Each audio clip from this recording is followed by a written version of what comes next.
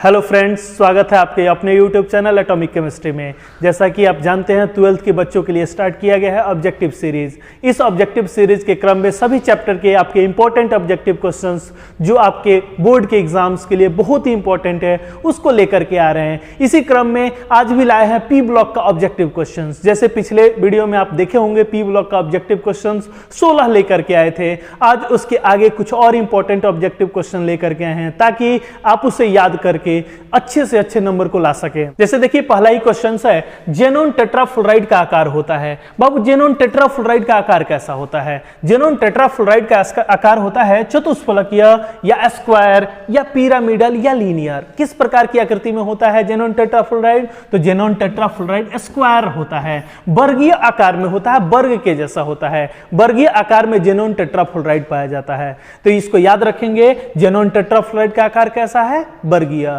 अगला क्वेश्चन है, निम्नलिखित में से सबसे प्रबल लेविस अम्ल कौन है? लेविस अम्ल किसे कहते हैं? वैसे अम्ल जो एक जोड़े इलेक्ट्रॉन को ले सकता है या वैसे पदार्थ जो एक जोड़ा इलेक्ट्रॉन को ले सकता है उसको लेविस अम्ल कहा जाता है। जो एक जोड़ा इलेक्ट्रॉन को ले सकता है उसको लेविस अम्ल कहते हैं। जिसमें इलेक्ट्रॉन को ग्रहण करने की प्रवृत्ति ज्यादा होगा उसमें लेविस अम्ल प्रबल होगा, और जिसमें इलेक्ट्रॉन लेने की प्रवृत्ति कम होगा वो लेविस अम्ल दुर्बल होगा। ध्यान दीजिएगा, लेविस अम्ल किसे कहेंगे? वैसे पदार्थ जो एक जोड़े इलेक्ट्रॉन को ग्रहण कर सकता है उसको लेविस अम्ल कहते हैं। अब जिसमें एक जोड़ा इलेक्ट्रॉन लेने की प्रवृत्ति अधिक होगा उस अधिक अम्लीय होगा, और जिसमें इलेक्ट्रॉन जोड़ा लेने की प्रवृत्ति कम होगा वो कम अम्लीय होगा। अब आप बताइए किसमें इलेक्ट्रॉन लेने की प्रवृत्ति ज्यादा होगा? तो बाबू इलेक्ट्रॉन लेने की प्रवृत्ति उसमें ज्यादा होगा जिसके पास इलेक्ट्रॉन कम होगा।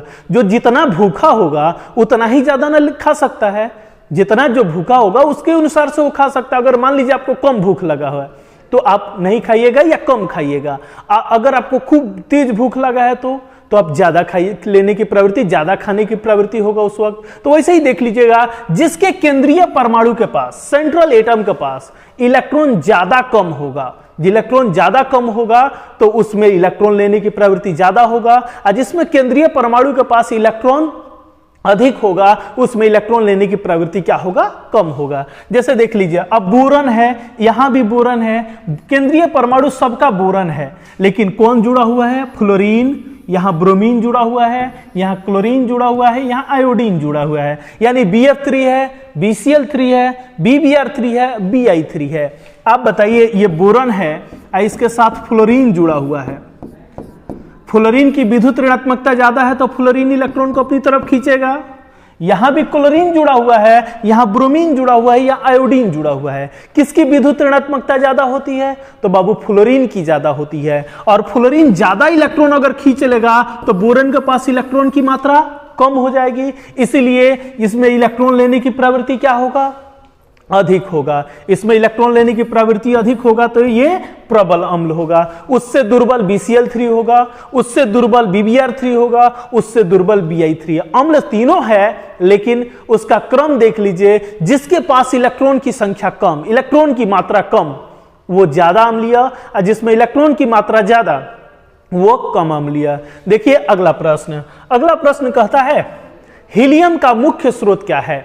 हीलियम का मुख्य स्रोत, देखिए बाबू, हीलियम चाहे हो या नियोन हो, हीलियम का मुख्य स्रोत क्या है? तो अक्रिय गैस को हम लोग प्राकृतिक गैस से ही प्राप्त करते हैं, प्राकृतिक गैस से प्राप्त करते हैं, लेकिन कुछ रेडियो सक्रिय अयस्क हैं जैसे मोनेजाइट है, पीच ब्लेंड है, इन सब से हम लोग हीलियम को और नियोन को प्राप्त कर सकते हैं। ध्यान दीजिएगा, कुछ रेडियो सक्रिय अयस्क है जिससे प्राप्त किया जा सकता है। यहां ऑप्शन देख लीजिए क्या क्या दिया हुआ है। हवा दिया हुआ है, रेडियम दिया हुआ है, मोनाजाइट दिया हुआ है और जल दिया हुआ है। हमने क्या कहा था कि प्राकृतिक गैस से ही प्राप्त करते हैं, लेकिन कुछ रेडियो सक्रिय अयस्क जैसे मोनाजाइट होना चाहिए बाबू, मोनाजाइट या पीच ब्लेंड, दोनों याद रखेंगे, या क्ले वाइट भी होता है। तो पीच ब्लेंड हो, मोनाजाइट हो, क्ले वाइट हो, उससे आप हीलियम को या नियोन को प्राप्त कर सकते हैं। तो इसमें सही आंसर कौन है बाबू? मोनाजाइट। देखिए अगला प्रश्न। अगला प्रश्न कहता है, निम्नलिखित में से सबसे कम भास्मिक। अब देखिए भास्मीयता आ गया, अभी अम्लीयता के लिए बताए थे, वैसे पदार्थ जो एक जोड़ा इलेक्ट्रॉन को ले सकता है उसको अम्ल कहते हैं। और वैसे पदार्थ जो एक जोड़ा इलेक्ट्रॉन को दे सकता है उसको क्या कहेंगे, क्षार कहेंगे। ध्यान रखिएगा, लेविस अम्ल कहते हैं जो एक जोड़ा इलेक्ट्रॉन को लेता है वो अम्ल है, और जो एक जोड़ा इलेक्ट्रॉन को त्याग करता है वो क्या है, क्षार है। अब इसमें क्षार भस्मीयता की बात कर रहे हैं, क्षारीयता की बात कर रहे हैं। जो एक जोड़ा इलेक्ट्रॉन को त्याग कर सकता है उसको हम क्षार कहेंगे, भस्म कहेंगे। अब कौन त्याग करेगा, जिसमें इलेक्ट्रॉन की संख्या ज्यादा होगी। जिसमें इलेक्ट्रॉन की संख्या बहुत कम होगी वो अम्लीय प्रकृति का व्यवहार करेगा, और जिसमें इलेक्ट्रॉन की संख्या ज्यादा होगी वो क्षारीय प्रकृति का व्यवहार करेगा। अब देखिए यहां पर ये NCl3 है, NBr3 है, Ni3 है और NF3 है। सबका केंद्रीय परमाणु नाइट्रोजन ही है, लेकिन किसमें नाइट्रोजन के पास इलेक्ट्रॉन घनत्व तो ज्यादा है, इलेक्ट्रॉन ज्यादा है, वो ज्यादा क्षारीय प्रकृति का होगा। और जिसमें इलेक्ट्रॉन घनत्व तो कम है, जिसमें इलेक्ट्रॉन की संख्या कम है, वो अम्लीय प्रकृति का यानी कम क्षारीय दिखाएगा। अब देख लीजिए तीनों में, इसमें नाइट्रोजन के साथ कौन जुड़ा हुआ है बाबू, फ्लोरीन। फ्लोरीन की विद्युत ऋणात्मकता ज्यादा है तो वो तो इलेक्ट्रॉन को ज्यादा खींच लेगा, उससे कम इलेक्ट्रॉन क्लोरीन खींचेगा, उससे कम ब्रोमीन खींचेगा, उससे कम आयोडीन खींचेगा। यानी नाइट्रोजन है तीनों तरफ जुड़ा हुआ है, तीनों की विद्युत ऋणात्मकता ज्यादा है तो तीनों इलेक्ट्रॉन को अपनी तरफ खींचना चाहेगा, लेकिन सबसे कम खींचेगा कौन, आयोडीन। यहां तक कि आयोडीन से ज्यादा नाइट्रोजन का ही होता है तो नाइट्रोजन ही खींच लेगा, नाइट्रोजन ही खींच लेगा। यानी नाइट्रोजन में इलेक्ट्रॉन की संख्या क्या होगी, इसके पास ज्यादा होगी। तो सबसे ज्यादा क्षारीय कम कौन है, Ni3। ऐसे याद रखिए, जिसमें उच्च विद्युत ऋणात्मक परमाणु जुड़ा हो, एक लाइन में याद रखिए, जिसमें उच्च विद्युत ऋणात्मक परमाणु जुड़ा होगा उसकी अम्लीयता ज्यादा होगी, उसमें अम्लीयता क्या होगी, ज्यादा होगी। और जिसमें कम विद्युत ऋणात्मक परमाणु जुड़ा होगा उसकी क्षारीयता ज्यादा होगी। जिसमें उच्च विद्युत ऋणात्मक परमाणु जुड़ा हो उसकी अम्लीयता ज्यादा होगी, और जिसमें कम विद्युत ऋणात्मक परमाणु जुड़ा हो उसकी क्षारीयता ज्यादा होगी। जैसे यहां देखिए कम विद्युत ऋणात्मक परमाणु जुड़ा है तो इसकी क्षारीयता ज्यादा है। अगर वही BF3 था, इसमें उच्च विद्युत ऋणात्मक परमाणु जुड़ा था तो इसकी अम्लीयता ज्यादा है। तो ऐसे याद रखेंगे, विद्युत ऋणात्मकता अगर ज्यादा वाला जुड़ेगा तो अम्लीयता ज्यादा, विद्युत ऋणात्मकता कम वाला जुड़ेगा तो क्षारीयता ज्यादा। याद रहेगा ना। देखिए अगला प्रश्न, अगला प्रश्न कहता है निम्नलिखित में से किसका आयनीकरण विभव का मान अधिकतम होता है। आयनीकरण विभव का मान किसका अधिकतम होता है। आपको पता है आवर्त में बाएं से दाएं जाने पर बढ़ता है और समूह में ऊपर से नीचे आने पर घटता है। अगर आवर्त सारणी की बात करें तो आयनीकरण विभव बाएं से दाएं जाने पर बढ़ेगा और ऊपर से नीचे आने पर घटेगा। अब देख लीजिए ऑप्शन कौन कौन है। मैग्नीशियम है, सब दूसरा पीरियड का है, आपको मैग्नीशियम है, उसके बाद एल्युमिनियम, इसकी 12 होती है, इसको 13, फिर सिलिकॉन और फिर फास्फोरस। किसका ज्यादा होगी बाबू, जो दाहिने होगा उसकी ज्यादा होगी, यानी फास्फोरस की ज्यादा होगी। और सबसे कम किसकी होगी, मैग्नीशियम का। देख लीजिए क्या पूछ रहा है, निम्न में किसका आयनीकरण विभव का मान अधिकतम होगा। किसका अधिकतम होगा, फास्फोरस का। याद रहेगा, फास्फोरस के आयनीकरण विभव का मान अधिकतम होगा। ऐसे याद रखिए, आवर्त में बाएं से दाएं जाने पर बढ़ेगा और ऊपर से नीचे आने पर घटेगा। देखिए अगला प्रश्न कहता है ऑर्थोफॉस्फोरिक अम्ल की क्षारीयता क्या होगी।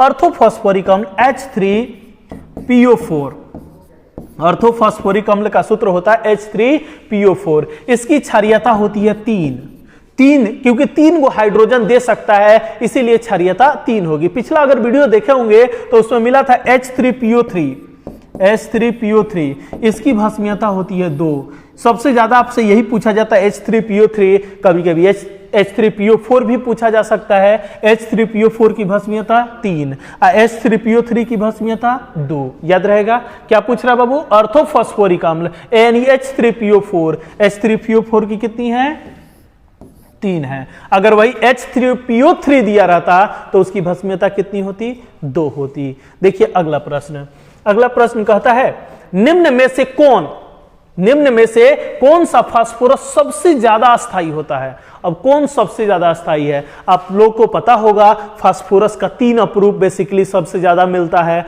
उजला फास्फोरस, लाल फास्फोरस और काला फास्फोरस। उजला फास्फोरस सबसे ज्यादा क्रियाशील है यानी सबसे कम अस्थायी है। लाल फास्फोरस भी क्रियाशील होता है यानी अस्थायी होता है, लेकिन ज्यादा अस्थायी मतलब वो उजला फास्फोरस से ज्यादा अस्थायी होता है, और काला फास्फोरस सबसे अस्थायी अपरूप होता है, उसकी क्रियाशीलता बहुत कम होती है। यानी कौन सबसे ज्यादा अस्थायी होगा? तो काला फास्फोरस। अगर वही पूछ लेता कौन ज्यादा क्रियाशील है, तब क्या कहते? श्वेत फास्फोरस।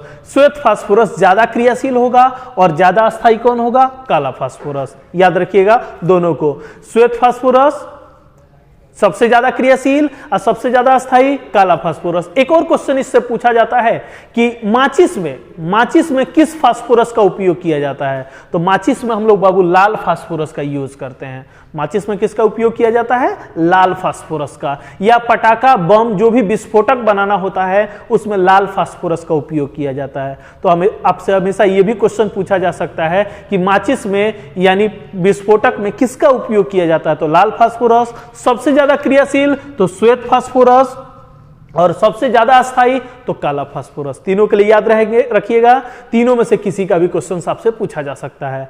तो देखिए थोड़ा थोड़ा पॉइंट आप याद करके रखिएगा, आसानी से क्वेश्चंस को बना सकते हैं। थोड़ा थोड़ा पॉइंट याद रखना है, आप आसानी से क्वेश्चंस को बना सकते हैं, उसमें आपको कोई दिक्कत नहीं होगा। अभी तो ऑब्जेक्टिव आप लोग को बता भी रहे हैं, सब्जेक्टिव सीरीज भी जस्ट स्टार्ट करने वाले हैं। आज कल में ही आप लोग से सब्जेक्टिव सीरीज का वीडियो आने लगेगा, जिससे आप सब्जेक्टिव की तैयारी भी आसानी से कर सकते हैं। बस थोड़ी थोड़ी बिंदुओं को याद करके रखना है, ज्यादा कुछ नहीं, थोड़ा थोड़ा आप याद करके रखिएगा तो अच्छा से अच्छा नंबर ला सकते हैं। बस प्रतिदिन आप अपने वीडियो को अच्छी तरीके से देखिए, उसको समझिए और उसके बिंदुओं को याद करके रखिए। देखिए अगला प्रश्न कहता है किस गैस का अवशोषण चारकोल द्वारा सबसे अधिक होता है? चारकोल किस गैस को सबसे ज्यादा अधिशोषित करता है? तो बाबू सल्फर डाइऑक्साइड को।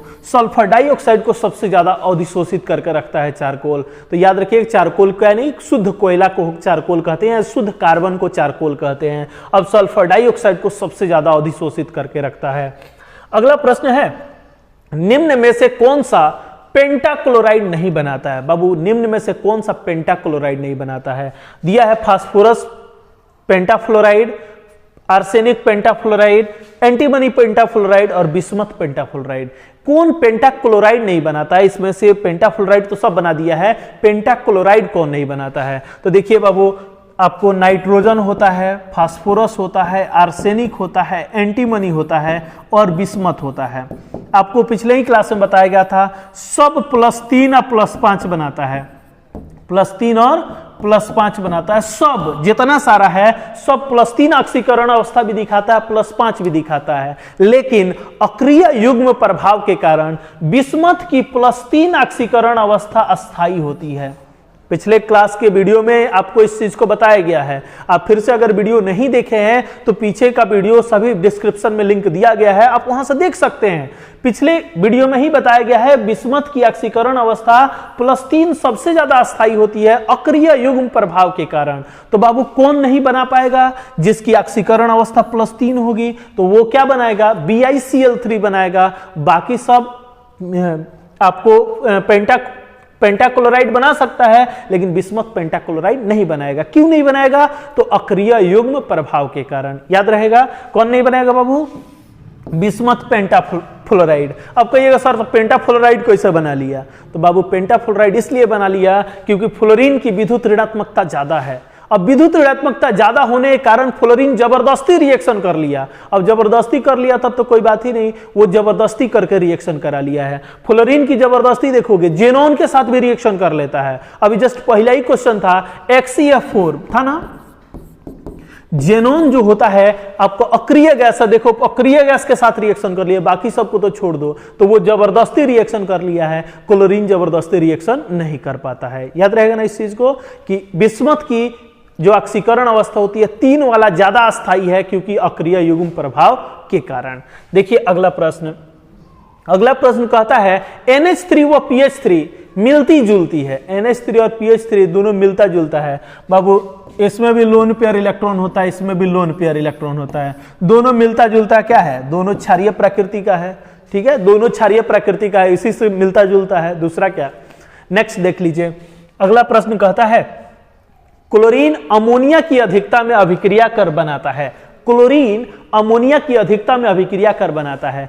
क्लोरीन की अगर अभिक्रिया करा दे अमोनिया के साथ, लेकिन अमोनिया की अधिकता में करानी है, जब अमोनिया की अधिकता में कराते हैं तब क्या बनता है, आपको बोले थे दोनों याद रखने के लिए। नाइट्रोजन का रिएक्शन क्लोरीन के साथ कराते हैं और अमोनिया का रिएक्शन NH3 का रिएक्शन क्लोरीन के साथ कराते हैं अमोनिया की अधिकता में। तो क्लोरीन आपका कम है तो क्लोरीन हाइड्रोजन के साथ अभिक्रिया करके क्लोरीन हाइड्रोजन को हटा दिया तो बना लेता है नाइट्रोजन, और फिर अमोनिया HCl के साथ रिएक्शन करा के NH4Cl बना लेता है। तो याद रखिएगा यहां पर N2 plus NH4Cl, N2 plus NH4Cl। Ammonia की अधिकता में अगर क्लोरीन की अधिकता होता तो NCl3 बनाता और HCl बनाता, NCl3 और HCl अगर क्लोरीन अधिकता होता तो इस चीज को हमेशा ध्यान रखेंगे कि ना, अगर अमोनिया अधिक मात्रा में है तो N2 प्लस NH4Cl का फॉर्मेशन करेगा। अगला प्रश्न कहता है निम्नलिखित में से कौन त्रिभाषमिक है। कौन त्रिभाषमिक है? अभी बताए थे कि H3PO3 की भस्मीयता 2 और H3PO4 की भस्मीयता 3। तो कौन त्रिभाषमिक है बाबू? H3PO4। अगर कहता द्विभाषमिक कौन है तो H3PO3। इसकी भस्मीयता 1 होती है, इसकी भस्मीयता 2 होती है, तो याद रखेंगे ऐसे। तो H3PO4 की भस्मीयता कितनी होगी? 3 होगी। अगला प्रश्न है किसका +2 ऑक्सीकरण अवस्था सबसे स्थिर है। अब देखिए किसकी ये +2 ऑक्सीकरण अवस्था सबसे स्थिर है, तो इसमें भी अक्रिय युग्म प्रभाव के कारण लेड की ऑक्सीकरण अवस्था सबसे +2 सबसे स्थिर होगा, अक्रिय युग्म प्रभाव के कारण। ठीक है, अगला प्रश्न कहता है नाइट्रिक अम्ल तैयार किया जा सकता है। बाबू नाइट्रिक अम्ल कैसे तैयार किया जाता है? नाइट्रिक अम्ल तैयार करने के लिए विधि होता है ओसवाल्ड विधि। कौन सी विधि है? ओसवाल्ड विधि। ओसवाल्ड विधि है। ओसवाल्ड विधि में हम लोग करते क्या है? ओसवाल्ड विधि है। ओसवाल्ड विधि में नाइट्रिक अम्ल तैयार किया जाता है। नाइट्रिक अम्ल तैयार किया जाता है। हैबर विधि है। हैबर विधि से अमोनिया तैयार किया जाता है। और संपर्क विधि से क्या होता है? H2SO4 तैयार करते हैं और प्रकाश संश्लेषण की क्रिया के द्वारा पौधे ग्लूकोज का निर्माण करते हैं। चारों विधि आपको पता है। संपर्क विधि से H2SO4, प्रकाश संश्लेषण क्रिया के द्वारा ग्लूकोज पौधे बनाते हैं। ओसवाल्ड विधि से हम लोग नाइट्रिक अम्ल तैयार करते हैं और हैबर विधि से हम लोग अमोनिया तैयार किया जाता है। खैर यहां पर पूछा जा रहा है नाइट्रिक अम्ल कैसे तैयार किया जाता है, तो ओसवाल्ड विधि द्वारा तैयार किया जाता है।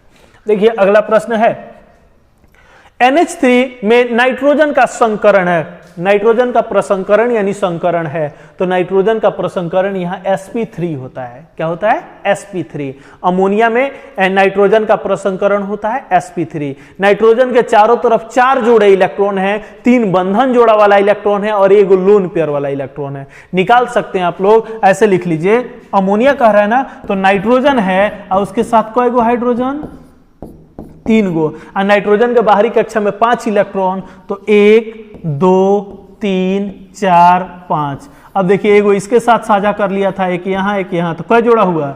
1 2 3 और 4 जोड़ा है। तो 4 जोड़ा है तो कम से कम 4 गो ऑर्बिटल होना चाहिए, तो एगो एस और 3 गो पी, तो क्या हो जाएगा? sp3। तो इस तरीके से आप ज्ञात कर सकते हैं, याद भी रखिएगा। देखिए अगला प्रश्न, निम्नलिखित में से कौन सी गैस जल पर एकत्र नहीं की जा सकती है? बाबू जल के ऊपर जमा करना है। अच्छा एक बात बताओ, जो जल के साथ रिएक्शन कर लेगा उसको जल के ऊपर रख सकते हैं? नहीं रख सकते हैं, क्योंकि जैसे रखिएगा तब तक रिएक्शन कर लेगा। तो जल के ऊपर किसको एकत्रित नहीं कर सकते हैं? तो सल्फर डाइऑक्साइड को। सल्फर डाइऑक्साइड जल के साथ रिएक्शन कर लेगा, जल के ऊपर रखिएगा तो जल के साथ तुरंत रिएक्शन कर लेगा और बना लेगा H2SO3 बना लेगा। जैसे जल पे एकत्र करने जाइएगा तो H2SO3 बना लेगा, रिएक्शन कर लेगा, इसलिए उसको जल के ऊपर एकत्रित नहीं कर सकते हैं। याद रहेगा, जो जल के उससे अभिक्रिया कर लेगा उसके ऊपर रख ही नहीं सकते हैं। नेक्स्ट अगला प्रश्न है निम्नलिखित में से कौन सी गैस एकल परमाणुविक होती है? तो जितने सारे अक्रिय गैसेस हैं सब एकल परमाणुविक होते हैं। यहां ऑप्शन देख सकते हैं, क्लोरीन, क्लोरीन क्या होता है? Cl2 द्विपरमाणुविक होता है। नाइट्रोजन, नाइट्रोजन N2 ये भी द्विपरमाणुविक होता है। हीलियम, हीलियम तो अक्रिय गैस है, यही एकल परमाणुविक होगा। ऑक्सीजन O2 ये भी द्विपरमाणुविक होता है। तो जितने सारे अक्रिय गैस हैं, helium, neon, argon, krypton, xenon और रेडॉन, ये सब एकल परमाणुविक होते हैं। आपसे कारण भी पूछा जा सकता है क्यों होते हैं? तो क्योंकि ये अस्थायी होते हैं, ये रासायनिक बंधन का निर्माण नहीं करते हैं। देखिए अगला प्रश्न, अगला प्रश्न कहता है नाइट्रोजन और ऑक्सीजन है, नाइट्रोजन और ऑक्सीजन है। नाइट्रोजन और ऑक्सीजन क्या है? तो नाइट्रोजन और ऑक्सीजन दोनों अधातु होता है। दोनों क्या है? अधातु है। तो देख लीजिए, टिक कर सकते हैं, नाइट्रोजन भी अधातु है और ऑक्सीजन भी अधातु है, तो दोनों आपका अधातु होता है। नेक्स्ट, निम्नलिखित में से कौन सा हाइड्रोजन प्रबलतम ऑक्सीकारक है? निम्नलिखित में से कौन सा हाइड्रोजन प्रबलतम ऑक्सीकारक अभी बताए हैं? जिसकी विद्युत ऋणात्मकता ज्यादा होगी उसकी ऑक्सीकरण क्षमता भी ज्यादा होती है। किसकी ज्यादा है? आयोडीन, फ्लोरीन, क्लोरीन और ब्रोमीन में किसकी ज्यादा है बाबू? तो फ्लोरीन की। तो फ्लोरीन प्रबल ऑक्सीकारक होगा। देखिए अगला प्रश्न, आवर्त सारणी के द्वितीय आवर्त में तत्वों की संख्या होती है। द्वितीय आवर्त, प्रथम आवर्त और द्वितीय आवर्त। द्वितीय आवर्त में तत्वों की संख्या 8 होती है। द्वितीय आवर्त में तत्व कितने होते हैं? तो 8 तत्व होते हैं द्वितीय आवर्त में। अब प्रथम आवर्त में 2 गो, प्रथम में हाइड्रोजन और हीलियम, और द्वितीय में 8 गो होता है। आपको परमाणु संख्या 3 से लेकर के परमाणु संख्या 10 तक, यानी 8 गो होते हैं। नेक्स्ट देखिए प्रश्न, निम्नलिखित में से कौन सा तत्व पी पाई डी पाई बंधन संलग्न होता है? यानी कौन सा पी पाई डी पाई बंधन बनाता है? जिसमें डी ऑर्बिटल होगा उस वही ना पी पाई डी पाई बॉन्डिंग बनाएगा। तो फास्फोरस में डी ऑर्बिटल होता है, इसलिए ये पी पाई डी पाई बॉन्डिंग बनाता है। बाकी सब पी पाई डी पाई बॉन्डिंग नहीं बनाता है क्योंकि इसमें डी ऑर्बिटल नहीं होता है। देखिए अगला प्रश्न, निम्न में से कौन सा ऑक्साइड उभयधर्मी है? कौन उभयधर्मी है? तो बाबू उभयधर्मी कुछ तत्वें होती है जिसको याद रखिएगा, जिंक है, एल्युमिनियम है, टीन है, तो इसको याद रखेंगे, ये सब उभयधर्मी होता है। कौन? Zinc, aluminium, tin. अब यहां पर देखिए कौन ऑप्शन में है? Calcium oxide, silicon oxide, carbon dioxide और टीन का ऑक्साइड। टीन का ऑक्साइड उभयधर्मी होगा। तो आइए देखते हैं अगला प्रश्न, समूह 15 के यानी नाइट्रोजन परिवार के तत्वों को कहा जाता है। नाइट्रोजन के परिवार के तत्वों को क्या कहा जाता है? देख लीजिए ऑप्शन क्या दिया? हाइलोजन। हाइलोजन किसको कहते हैं? 17वें ग्रुप के तत्वों को हाइलोजन कहते हैं। कल्कोजेन, कल्कोजेन किसे कहा जाता है?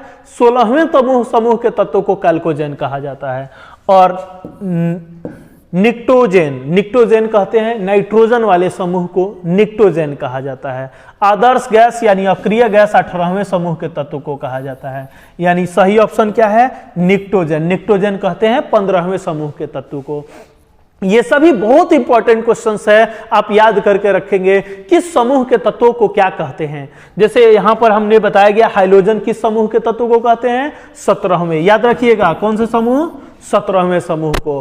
कैल्कोजेन किसे कहते हैं? तो 16वें समूह को। आदर्श गैस यानी अक्रिय गैस किसे कहते हैं? तो 18वें समूह को। निक्टोजेन 15वें समूह को।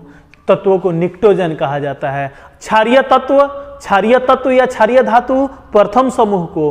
भूमिज क्षारीय धातु दूसरे समूह के तत्व को। ये सभी बहुत इंपॉर्टेंट टर्म्स है, आप सभी बिंदुओं को थोड़ा थोड़ा करके याद रखिएगा, बहुत अच्छे ढंग से एग्जाम पास कर सकते हैं। कॉपी पेन साथ में रखिएगा, जो बिंदु बताया जाता है उसको नोट डाउन करते जाइएगा ताकि एग्जाम में आने वाले हर प्रश्नों को आप सही आंसर दे सकें। आइए देखते हैं अगला प्रश्न। अगला प्रश्न कहता है निम्नलिखित में से कौन सा उपधातु है? कौन उपधातु है बाबू? नाइट्रोजन और फास्फोरस ये तो अधातु होता है। आर्सेनिक और एंटीमनी, हाँ यही उपधातु होता है, आर्सेनिक एंटीमनी। बाकी सब ऑप्शन था बिस्मथ और मस्कोबियम, फास्फोरस और बिस्मथ। कौन आपका उपधातु है? आर्सेनिक और एंटीमनी। तो ये सब कुछ इंपॉर्टेंट क्वेश्चंस लाया गया पी ब्लॉक में। लगभग आपको 40 क्वेश्चन बताया गया। पिछले वीडियो में आप लोगों को 16 तक बताए थे, उसके बाद का प्रश्न आज बताया गया है 40 तक। इन सभी प्रश्नों को ध्यान दे करके याद रखेंगे, अगर पहले का वीडियो नहीं देखे हैं तो जाकर के उसे भी देख लें।